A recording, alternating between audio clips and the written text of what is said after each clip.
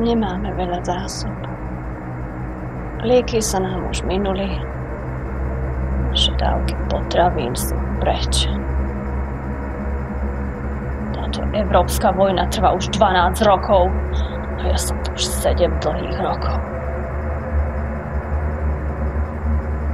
Môj syn Jakub a ja sa skrývame v tomto úkryte. Čakáme spolu s 3 ďalšími vojakmi. Čakáme a dúfame, že sa raz stretneme s odporom. Priateľ umiera. Čo mám robiť? Čo my môžeme urobiť?